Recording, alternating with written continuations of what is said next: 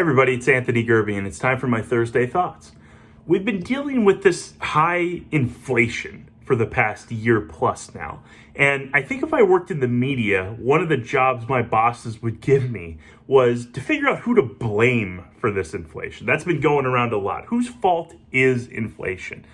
And I have a good analogy now to kind of explain who I think is responsible for all the inflation we've had in the past year. Before I tell you, however, this is a good time for me to remind you that if you haven't already, please subscribe to our channel. It does really help us out. So, who do I blame for high inflation? Well, it's a more complicated question than just giving you the name, because there are two schools of thought. The first school of thought is, well, when the economy is doing really well and everybody's flush with cash, corporations, businesses, they're the ones who raise their prices in order to squeeze out a little more profit because they know customers will pay them. On the flip side, those businesses might say, well, our costs went up because we're getting squeezed by our suppliers and we're just passing that on.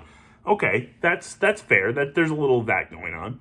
Another school of thought says, well, businesses are just responding to their costs. Like I said, it's the individual people's fault for getting more money, asking for raises, and fault is maybe the wrong word to use there. That's ultimately a good thing.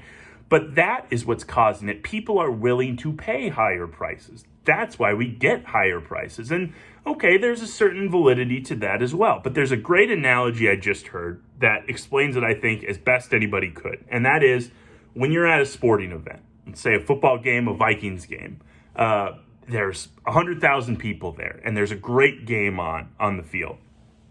As that game gets more and more exciting, as it heats up, you can see where I'm making my analogy, people might start to stand up in front of you, right? Blocking your view. Well, what do you do in response to that? Well, you just stand up right behind them, and all of a sudden, everybody in the whole arena is standing.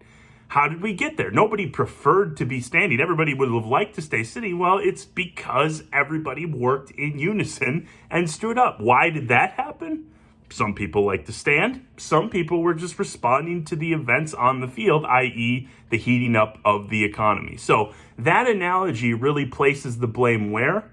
It's kind of everywhere. There's multiple factors to why inflation has been high over the last year, and it won't surprise you coming from someone who studied economics. This is a on the one hand, on the other hand type answer.